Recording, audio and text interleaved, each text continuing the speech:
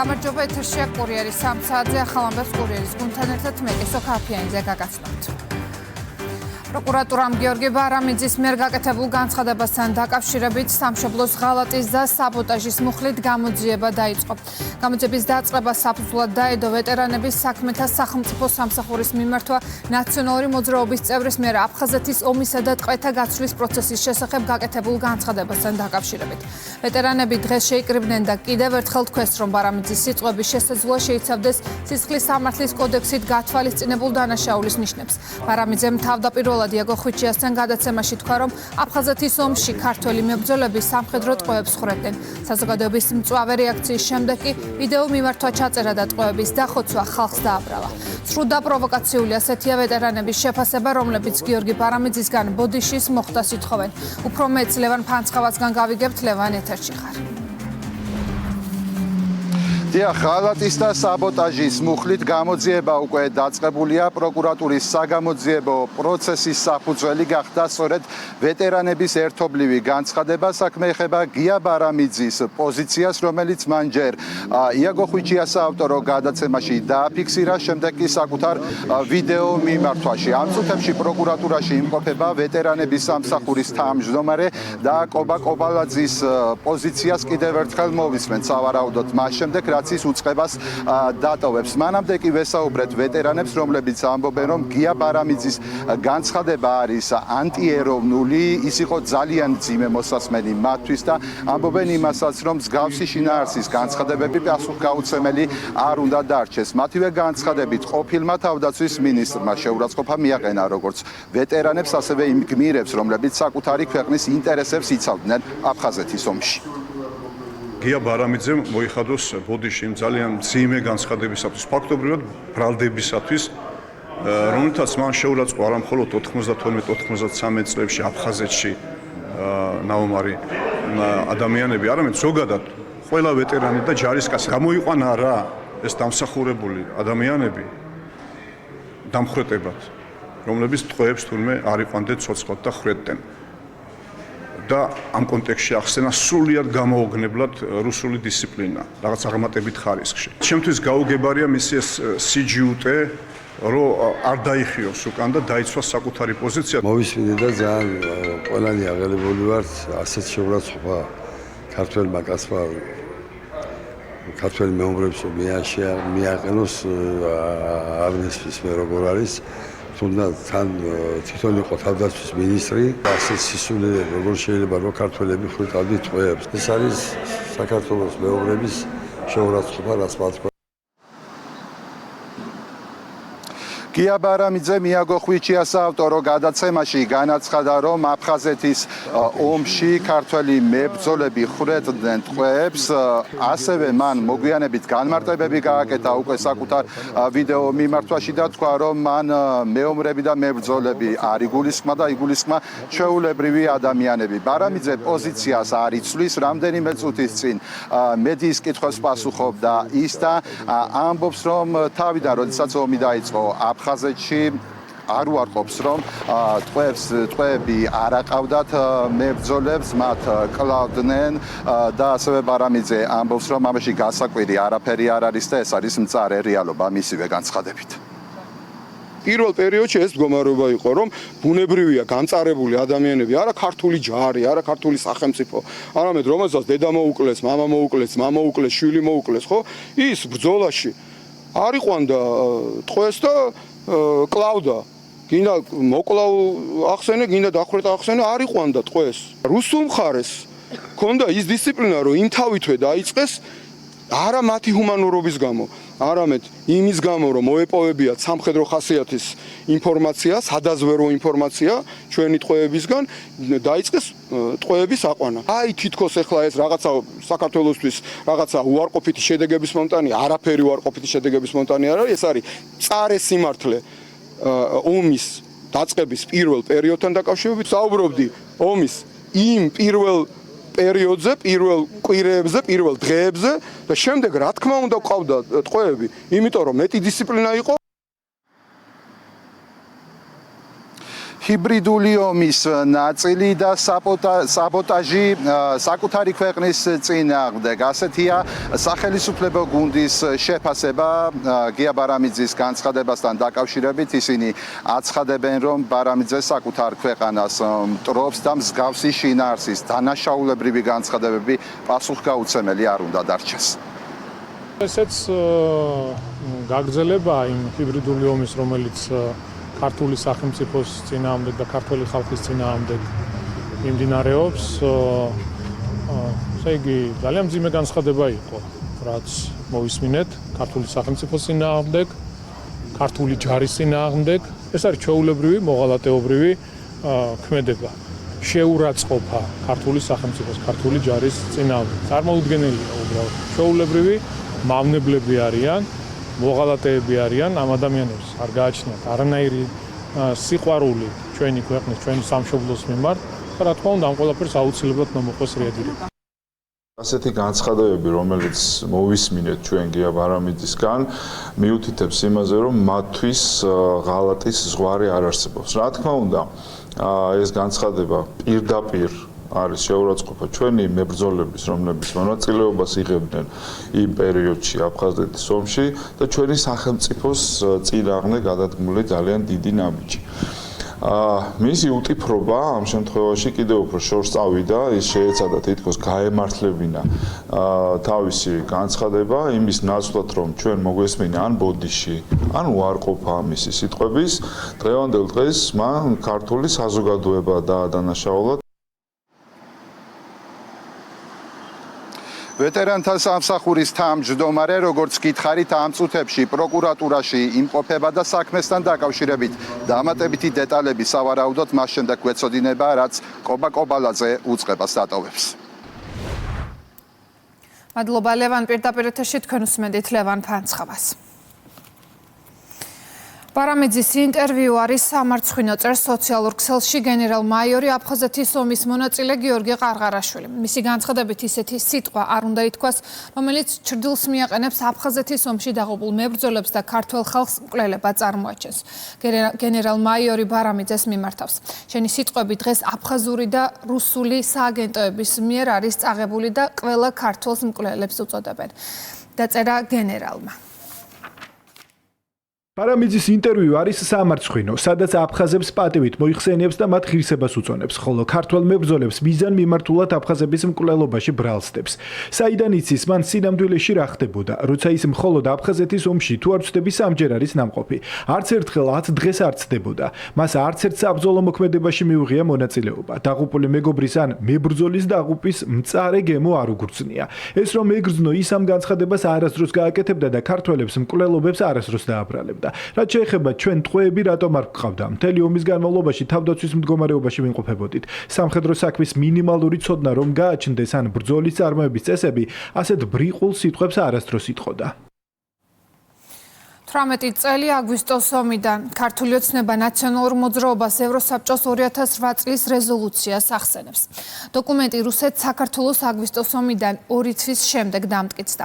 მე-5 და მე-11 პუნქტებში საუბარია საქართველოს სამხედრო ძალების მიერ ცხინვალის დაბომბვის გაუფრთხილებლად დაწყებაზე. საქართველოს მხრიდან სამხედრო ძალის არაპროპორციულ გამოყენებასა და ომის დროს ორივე მხრიდან ჩადენილ დანაშაულებზე. რეზოლუციას ხელი ნაციონალური მოძრაობის მაშინდელმა ლიდერებმა მოაწერეს, რაც მართველი გუნდისთვის სააკაშვილის პარტიის მოღალატეობრივი პოლიტიკის მორიგი დასტურია. ქართულ ოცნებას ახლა ოპონენტებისგან აინტერესებს, რატომ დათანხმდნენ რეზოლუციის იმ შინაარს, რომელშიც საქართველო ომის დამწყებ ქვეყნად ჩაიწერა. თემას პირდაპირ ეთერში განავრცობს რელა ჯავახიშვილი. ლელა, გისმენთ.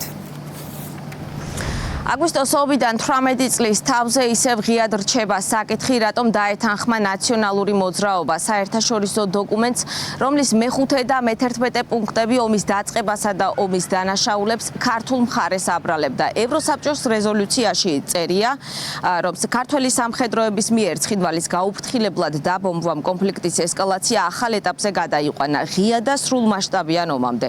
აქვე გვხვდება ჩანაწერი არაპროპორციული ძალის გამოყენებაზეც. მმართველ პარტია პარტიაში მიაჩნიათ, რომ ეს არა ერთადერთი, თუმცა ერთ-ერთი ყველაზე მკაფიო მაგალითია იმისა, თუ როგორი ანტისახელმწიფოებრივი და მოღალატეობრივი პოლიტიკა ჰქონდა არჩეული სააკაშვილის ხელისუფლებას 2008 წელსვე. მათი თქმით, რუსული აგრესიიდან მალევე საკუთარი ქვეყნის წინააღმდეგ მხარდაჭერილ ამ დოკუმენტს სხვა ახსნა არ აქვს თუ არა გარე მითითებების შესრულება.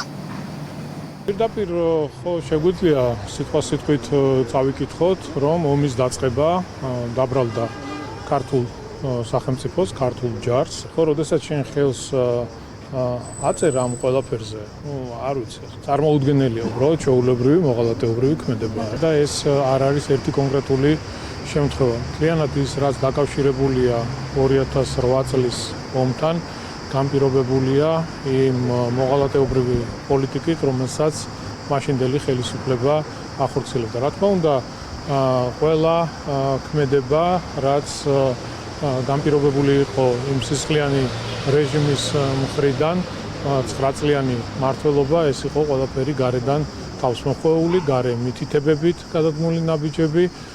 ეს რა თქმა უნდა ძალიან მძიმეა სამწუხაროდ. დღესაც გრძელდება საბოტაჟი ქვეყნის წინააღმდეგ, დღესაც გრძელდება მტრული საქმიანობა ქართული სახელმწიფოს წინააღმდეგ. დათანხმდნენ, რადგან სარგებელი უფრო მნიშვნელოვანი იყო. წლებია ასეხსნის ევროსაბჭოს რეზოლუციის მხარდაჭერას ნაციონალური მოძრაობა. სააკაშვილის პარტიაში დღესაც იგივე გაიმეორეს, რომ ამ დოკუმენტით რუსეთს ოკუპანტი ეწოდა. მთავარ არგუმენტად მოიყვანეს ისევ ის, რომ პროტესტის ნიშნად მაშინ სხდომა რუსულმა მხარემ დატოვა. ქართულ ოცნებაში კი ამბობენ, რომ დანაშაულებრივ ამ ქმედებას ვერაფერი გაამართლებს, იხსენებენ იმასაც, რამხელა ძალისხმევა დასჭირდა ქართულ მხარეს ამ ყველაფრის ფონზე, რომ რუსეთის წინააღმდეგ სასამართლოებში საერთაშორისო დავები მოეგო. რეზოლუციაში ეწერა რუსეთი იყო ოკუპანტი და არა, რა თქმა უნდა, არანაირი დანაშაული არ დაბრალებია ქართულ მხარეს. არ გახავთ ასე, ეს რეზოლუცია იყო იმდენად მიუღებელი რუსეთისთვის, რომ რუსეთის დელეგაციამ დატოვა პროტესტნიშნად დარბაზი. არაღიარების პოლიტიკა საბოლოო ჯამში დაეფუძნა, სწორედ რომ ამ რეზოლუციასაც მათ შორის საბოლოო ჯამში რა თქმა უნდა, ჩვენ ვიხილეთ ქართული დიპლომატიის ძალიან ეფექტური მუშაობა იმ წლებში, იმ პერიოდში. ეს არის ნაცმოძრაობის ხალატის პირდაპირი დასტური, როგორ დააბრალეს ჩვენ სამხედროებს სამხედრო დანაშაული. და შემდგომ უკვე ქართული ოცნების ხელისუფლება ძალიან ბევრი სასამართლო პროცესი დაჭირდა სტრასბურგში, ჰააგაში იმისთვის, რომ აი ეს უმძიმესი ტვირთი შეთითხნილი სპეციალურად იმისთვის, რომ დაეზიანებინათ საქართველოს ქართველი სამხედროები მოხსნილიყო და ის რეზოლუცია, რომელიც ასე გულმოდგინედ იმალებოდა ნაცმოძრაობის პირობებში და აღმოჩნდა, რომ თურმე პირადად ამ ადამიანებს, ვინცაც საქართველოს ინტერესები უნდა დაეცვა, მაშინ საერთაშორისო ასპარეზზე ხელი მოუწერია შავი თეთრზე არსებული ღალატისთვის. აი აქ ჩანს კიდევ ერთხელ თავიდან ბოლომდე 100% ის მოღალატეობრივი შინაარსი და შიგთავსი ნაციონალური მოძრაობის როგორც ხელისუფლებაში ყოფნის დროს, ასევე ოპოზიციაში, როდესაც ყველანაირად ცდილობენ რაიმე ფორმით დააზიანონ ჩვენი ქვეყანა, ჩვენი სამხედრო ძალები, ჩვენი სახელმწიფო. ევროსაბჭოს რეზოლუციის გარდა საქართველოს შეიარაღებული ძალების მხრიდან ფართო მასშტაბიანი კონფლიქტის დაწყებასთან დაკავშირებით ჩანაწერი გვხდება ტალიაvinis დასკვნაშიც. მადლობა ლელა, თქვენ უსმენთ ლელა ჯავახიშვილს. 7 თუ 8 აგვისტო როდის დაიწყო საომარი მოქმედებები და რატომ შეცვალა თარიღი წლების შემდეგ ნაციონალურმა მოძრაობამ. ქართულ ოცნებაში აცხადებენ, რომ იმ ბრძანებულებების მიხედვით, რომელსაც ხელს სააკაშვილი აწერს, რუსეთის ფედერაციამ საქართველოს საზღვარი 8 აგვისტოს გადმოკვეთა. წლების განმავლობაშიც ნაციონალური მოძრაობა ომის დაწყების თარიღად 8 აგვისტოს აცხადებდა და მუხად გვერდის ძმათა სასაფლაოზეც 8 აგვისტოს ადიოდა. თუმცა შემდეგ თარიღი შეცვალა. სააკაშვილის პარტიის წევრებმა და ოპოზიციის სხვა წარმომადგენლებმა დაღუპულ გმირებს პატივი დღეს მიაგეს. 7 აგვისტო არის ის თარიღი, როდესაც რეალურად დაიწყო სამხედრო აგრესიის განხორციელება რუსეთმა. 7 აგვისტოს ესე გამორჩევა არ იყო იმ დროს ასეთი მნიშვნელოვანი, ჩვენ კარგად გვახსოვს, რომ 8 აგვისტოს უფრო სხვა მასშტაბის გახდა, ასე ვთქვათ, შეტაკებები, ამიტომაც იყო ეს 8 აგვისტო ხალხის ცნობიერებაში დალექილი, რაც შეეხება 7 აგვისტოს, უბრალოდ ეს ფაქტი გახავთ ისტორიული მოცემულობაა, რომ რუსეთის საოკუპაციო არმიამ ეს თავისი ბარბაროსული აგრესია განახორციელა, სწორედ რომ 7 აგვისტოს 8 აგვისტოს თვითონ სააკაშვილის ბრძანებულებამ აქ, სადაც შავი თეთრზე წერია, რომ 8 აგვისტოს, კერძოდ 8 აგვისტოს რუსეთის ფედერაციის მხრიდან როკის გვირაბის გავლით საქართველოში შემოვიდა ასეულობით სამხედრო პირი და სამხედრო ტექნიკა. სააკაშვილის ბრძანებულება აგერ არის პრეზიდენტი 2008 წლის 9 აგვისტო. მაგრამ რატო შეცვალეს ახლა 7 აგვისტო და რატო გადიან ახლა 7-ში და უნდათ შეცვალონ ის? იმიტომ რომ ტალიანის დასკვნა როცა დაიდო, იქ წერია რომ სააკაშვილის მიერ ამ ფართო მასშტაბიანმა სამხედრო მოქმედებებმა გამოიწვია ომის ესკალაცია. უფრო მეტიც, აგერ ევროსაბჭოს რეზოლუცია, ხო? ევროსაბჭოს რეზოლუციაში, სადაც საქართველო და სააკაშვილი და საქართველო არის დადანაშაულებული, ამას ხელი მოაწერეს. და უკვე გაიაზრეს, მიხვდნენ რომ 8 აგვისტო კი არ კაცო, 7 აგვისტოს რახან ამ გამოძიებამ დაადგინა რომ 7 აგვისტოს დაიწყო ეს შეტევები და ეს პროვოკაციები და 8-ში თურმე რუსეთი გადმოვიდა აქეთ შეტევაზე, 7-ში მაშინ კითხვა დაისვა, 7-ში ვინ აქტიურობდა. და აი ეს რომ იფარცხონ, ეს რომ ჩაფარცხონ, ეს რომ არ დაბრალდეს აი ამ მოღალატეებს, აი ამ ნაცფაშისტებს, ამიტომაც შეცვალეს ახლა და თურმე 7 აგვისტოს შემოვიდა უკაცო რუსეთიო და 7 აგვისტოს დაგვიწყო. კიდევ ერთხელ გეუბნებით, საქართველოს ომი არ დაუწყია. სააკაშვილმა თავისი პროვოკაციებით რუსეთთან ერთად საქართველოს წინააღმდეგ განახორციელეს ეს ომი. ახლა დაფუძნებული საინიციატივო ჯგუფის წევრები ამ წუთებში პარლამენტში იურიდიული კომიტეტის თავმჯდომარეს ხვდებიან. ისინი ამბობენ, რომ მათი ინტერესია მომზადეს საკანონმდებლო ბაზა, რომელიც ეკლესიას ისტორიულ გმირებს და ეროვნულ ფასეულობებს კანონით დაიცავს და არ შეზღუდავს სიტყვის თავისუფლებას. საკანონმდებლო ინიციატივა კი პარლამენტს წარადგინება კონსულტაციების შემდეგ, სწორედ კანონმდებლებმა უნდა მიიღონ საბოლოო დოკუმენტი. ჩვენ მთელი ამ ხნის განმავლობაში რა კონსულტაციების გავიარეთ საზოგადოების სხვადასხვა სფეროს წარმომადგენლებთან, აი ამ სათქმელით ვართ დღეს მოსული იურიდიულ კომიტეტში, მოვისმენთ მათ შეფასებებსაც და იმედი მაქვს, რომ ლოგიკურ, რაციონალურ შედეგამდე მივვალთ. მოხარულები ვიქნებით, რომ საქართველოს დედა ეკლესია, საქართველოს ეროვნული გმირები, ის ფასეულობები, რომლებზეც დგას ეს ქვეყანა და საუკუნეების მანძილზე იდგა, იყოს უზრუნველყოფილი კანონით და კანონმდებლობამ დაიცვას. გიგავალიანის საქმეზე დაკავებული ნია იმნაძისა და ანასტასია ბერუაშვილის საქმეზე სასამართლო 1 საათში იმსჯელებს. იმნაძეს ბრალი ჯგუფურად ჯანმრთელობის განზრახ მძიმე დაზიანების წაქესების ფაქტზე. ბერუაშვილს კი განსაკუთრებით მძიმე დანაშაულის შეუტყობინებლობისთვის წაუყენეს.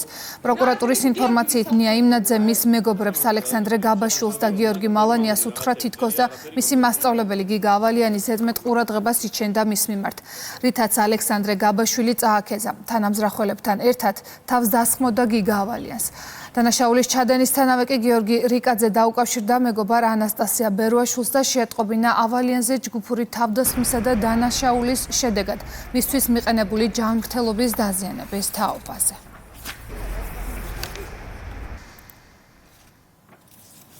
ფინანსთა სამინისტროს საგამოძიებო სამსახურის თანამშრომლებმა ბათუმში ალკოჰოლური სასმელების ფალსიფიკაციისა და ყალბი აქციზური მარკების დამზადება გასაღების ფაქტი გამოავლინეს. სისხლის სამართლებრივი დევნა 7 პირის მიმართ დაიწყო, მათგან 3 დაკავებულია. გამოძიების მიხედვით ბრალდებულები უკანონო შემოსავლის მიღების მიზნით კუსტარულად მოწყობილ საწარმოებში სპირტისა და სპეციალური დანამატების გამოყენებით სისტემატურად ამზადებდნენ ცნობილი ბრენდების ფალსიფიცირებულ ვისკისა და სხვა ალკოჰოლურ სასმელებს. შემდეგ კი მათ ყალბი აქციზური მარკებით აჭარაში მაღაზიებსა და ბარებში ყიდნენ. ბრალდებულებს 4-დან 6 წლამდე პატიმრობა ემუქრებათ.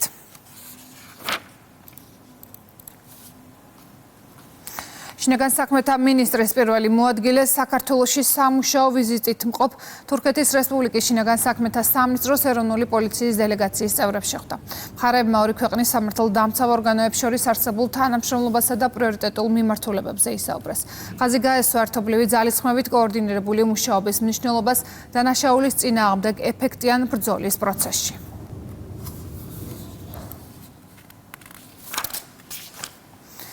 ბათუმის მუნიციპალურმა ინსპექციამ კაფე-ბარების მიერ საზოგადოებრივი ადგილების თვითნებური შეზღუდვის ფაქტზე კომერციული ობიექტები გააფრთხილა. ადმინისტრაციული ზედამხედველობის სამსახურმა პირველი კლასის კონსტრუქციისა და მაგიდასკამების განთავსების ნებართვის შესაბამისობა ადგილზე გადაამოწმა და კონკრეტულ დარღვევებზე სამართლებრივი ღონისძიებები გაატარა. კაფე ბარების მიერ საზოგადოებრივი ადგილების თვითნებურად შეზღუდვის ფაქტზე სხვადასხვა კომერციული ობიექტები გავაფრთხილეთ. ადმინისტრაციული ზედამხედველობის სამსახურის მიერ ალაგებული იქნა უნებართოდ განთავსებული მაგი და სკამები, ასევე სხვადასხვა დარღვევებზე ჩატარდა სამართლებრივი ღონისძიებები. საზოგადოებრივი ადგილის თვითნებურად შეზღუდვა გამოიწვევს ადმინისტრაციული წესით დაჯარიმებას ფიზიკური პირის 500 ლარით, ხოლო იურიდიული პირის 2000 ლარის ოდენობით. თბილისის მერია ჟიულის შარტავას 16 ნომერთან სკვერს განაახლებს რეაბილიტაციის ფარგლებში მოეწყობა განათების ქსელი სარწყავის სისტემა და სასეირნო ბილიკები. განახლდება საპარკო ავეჯი და სკვერი თანამედროვე სტანდარტების შესაბამის და კომფორტულ რეკრეაციულ სივრცედ გადაიქცევა. სამუშაოები ასევე მოიცავს გამწვანების ღონისძიებებს, რომლის ფარგლებშიც ტერიტორიაზე ხელმძენარეები დაერგვება. სამუშაოები წლის ბოლოს დასრულდება, პროექტის ღირებულება 600,000 ლარამდეა. დავიწყეთ კიდევ ერთი სივრცის მოწესრიგება, ჟიულის შარტავას სახელობის სკვერი მთლიანად რეაბილიტირებული იქნება, მოწესრიგებული იქნება, სამუშაოები წლის ბოლოსთვის იქნება დამთავრებული, პროექტის ფარგლებში გათვალისწინებულია ახალი ხელმძენარეების შემოტანა, სარწყავის სისტემების მოწესრიგება, ღამის განათებები იქნება გაკეთებული პროექტის ფარგლებში და ყველანაირად იქნება სასიამოვნო გარემო დასვენებისთვის. გარემოს დაცვის საქალაქო სამსახურმა შარტავას ნომერ 16-ის მიმდებარედ ინსბრუკის სახელობის სკვერის რეაბილიტაცია დაიწყო. რეაბილიტაციის ფარგლებში განახლდება საფეხმავლო ბილიკები, განათების სისტემა, ვიდეომეთვალყურეობის სისტემა დამონტაჟდება, ასევე მოეწყობა სარწყავის სისტემა. სამუშაოების დასრულება იგეგმება მიმდინარე წლის ბოლოს. სამუშაოების ღირებულება შეადგენს დაახლოებით 600,000 ლარს. ივლისის მონაცემებით საქართველოს მთლიანი საერთაშორისო რეზერვები დაახლოებით 50%-ით გაიზარდა და ისტორიულ მაქსიმუმს 7,9 მილიარდ დოლარს მიაღწია. ბანკის ინფორმაციით გაუმჯობესდა რეზერვების ადეკვატურობის მაჩვენებლებით. საერთაშორისო რეზერვები ქვეყნის მაკროეკონომიკური სტაბილურობის მნიშვნელოვანი გარანტორია. 2026 წლის ივლისის მდგომარეობით საქართველოს საერთაშორისო რეზერვები ისტორიულ მაქსიმუმზე 7,53 მილიარდ დოლარამდე გაიზარდა, რაც გასული წლის მაჩვენებელს 50%-ით აღემატება, ხოლო თვიულ ჭრილში და 404,6 მილიონი დოლარია. საქართველოს ეროვნული ბანკის პოლიტიკა ყოველთვის არის მიმართული რეზერვების დაგროვებისკენ, რადგან სწორედ რეზერვები წარმოადგენს ქვეყნის მაკროეკონომიკური სტაბილურობის გარანტორს. აღნიშნული ზრდის ფონზე მნიშვნელოვნად არის გაუმჯობესებული რეზერვების ადეკვატურობის მაჩვენებელი. კერძოდ, საქართველოს საერთაშორისო რეზერვი საერთაშორისო სავალუტო ფონდის ადეკვატურობის დონის 118,7% შეადგენს. ომიდან 18 წლის თავზე პარტია ერთიანი ნეიტრალური საქართველოს წარმომადგენლები სამეგრელოში სოფელ კახეთში დევნილ მოსახლეობას შეხვდნენ. პარტიის წევრების განცხადებით ისაუბრეს ნეიტრალიტეტის მნიშვნელობაზე. ასევე ხაზი გაესვა მულტივექტორულ პრაგმატულ საგარეო პოლიტიკას, რისის საშუალებითაც მათი თქმით ქვეყანაში გრძელვადიანი მშვიდობის უზრუნველყოფა უნდა მოხდეს. დღეს 18 წელი გავიდა სააკაშვილის და ნაციონალური მოძრაობის დიდი ავანტიურიდან, ასევე 33 წელი გადის აფხაზეთის ტრაგედიიდან. დღეს ჩვენ გვჭირდება მშვიდობა, დღეს ჩვენ გვჭირდება შერიგება და არა ისეთი გზის არჩევა, რომელიც კიდევ უფრო დაგვაშორებს ერთმანეთს. გვჭირდება რომ ენგურს იქით საქართველოს უთხრათ რაღაც ახალი გზა შევთავაზოთ და ეს ახალი გზა არის საქართველოს ნეიტრალური სტატუსი. ეს იყო შეხვედრა დევნილ მოსახლეობასთან, იმ ადამიანებთან, რომელმაც სამწუხაროდ ყველაზე მძიმედ განიცადეს ის ომის უბედურება, რაც დათვლილდა თავის დროზე ჩვენ ქვეყანაში. ჩვენ მათ გავეცანით, უთხარით რომ რა არის ჩვენ ნეიტრალიტეტის მიზეზი, რომ ერთ-ერთი მთავარი მშვიდობის დამყარება მთელ ქვეყანაში, ჩვენივე საკითხების ჩვენივე ძალებით გადაწყვეტა და რაც თავარია ასევე მოვისმინეთ იმ პრობლემების შესახებ, რაც მათ გააჩნიათ. ერთიანი ნეიტრალური საქართველოს წარმომადგენლები ჩვენთან გაეცნენ ჩვენს პირობებს, ისაუბროს ნეიტრალიტეტზე, გაერთიანებულ საქართველოზე, რომ ჩვენ დავბრუნდებით აფხაზეთში და ისევ არ ვიქნებით გაყოფილი შუაზე. დედოფლის წყაროს რეგიონული ჯანდაცვის ცენტრში უფასო სამედიცინო სკრინინგი გაიმართა აქციის ფარგლებში. ადგილობრივმა მოსახლეობამ სხვადასხვა მიმართულების მაღალკვალიფიციური ექიმების სპეციალისტების კონსულტაციები მიიღო. პაციენტები გასინჯეს და მათი ჯანმრთელობის მდგომარეობა შეაფასეს. აქციის მიზანი დაავადების ადრეული გამოვლენა, ქრონიკული დაავადებების პრევენცია და რეგიონებში მცხოვრები მოსახლეობისთვის ხარისხიანი სამედიცინო მომსახურებაზე ხელმისაწვდომობის გაზრდა. საქართველოს სამედიცინო ჰოლდინგისთვის ერთ-ერთი მთავარი პრიორიტეტი არის მაღალხარისხიანი სამედიცინო მომსახურების მიწოდება მოსახლეობისთვის ყველა რეგიონში. ქვეყნის ყველა რეგიონში სწორედ ამ მიზანს ემსახურება დღევანდელი ჩვენი დედოფლის წყაროს ვიზიტი. მნიშვნელოვანია ეს პროცესი იმისათვის, რომ ადრეულ სტადიაზე აღმოვაჩინოთ ქრონიკული დაავადებები. ძალიან მნიშვნელოვანია აქ ცხოვრები მოსახლეობისათვის. აქტივობა ძალიან მაღალია, რაც გვაფიქრებინებს, რომ ჩვენ ხშირად მთელი საქართველოს მასშტაბით უნდა გავაკეთოთ მოცვა ამ მიმართულებით. ჩვენი მუნიციპალიტეტისთვის, ჩვენი მოსახლეობისთვის, რომელიც მოგეხსენებათ საქართველოს განაპირა კუთხეში არიან, ძალზე დიდი მნიშვნელობა აქვს მსგავს სამედიცინო აქციებს, იმიტომ რომ ხელმისაწვდომობა იზრდება. განათლების მინისტრი დაბა გუდაურში სადავგადასავლო ტურიზმის სკოლას ეწვია. გევი მიქანაძემ სკოლის ინფრასტრუქტურა დაათვალიერა, დაწესებულების საქმიანობას გაეცნო და ადმინისტრაციის თანამშრომლებთან სამუშაო შეხვედრა გამართა. განიხილეს პროფესიული განათლების განვითარების პრიორიტეტები, სათავგადასავლო ტურიზმის სფეროსთვის კვალიფიციური კადრების მომზადების საკითხები და შრომის ბაზრის თანამედროვე მოთხოვნებზე მორგებული პროფესიული განათლების განვითარების პერსპექტივები.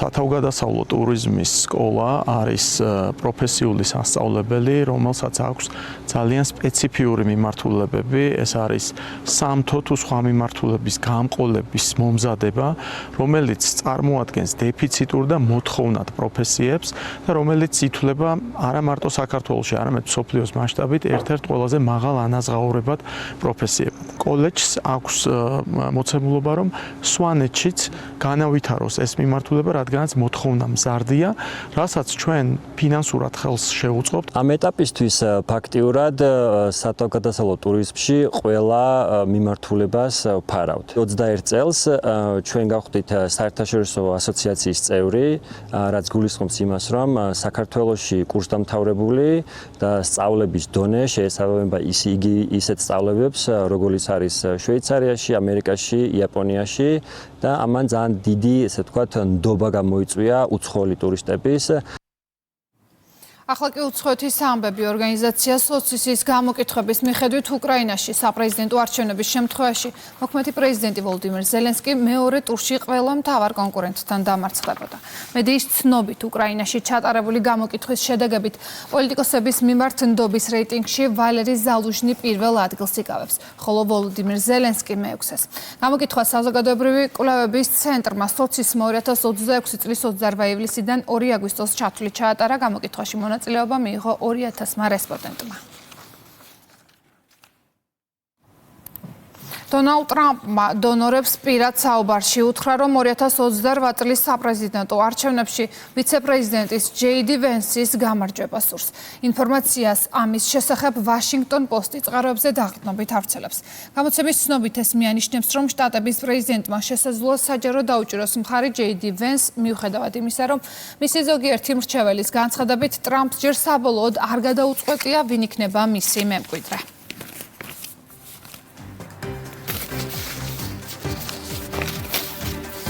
კურიერის სამზე ამით დასრულებულია. ჩვენ ერთმანეთს 6 საათზე შევხვდებით. მანამდე კი მეტი ინფორმაციისთვის ეწვიეთ ჩვენს ვებგვერდს rustavi2.gr და ასკანერეთ QR კოდი და შემოგვერთით rustavi2-ის Facebook ვebsite.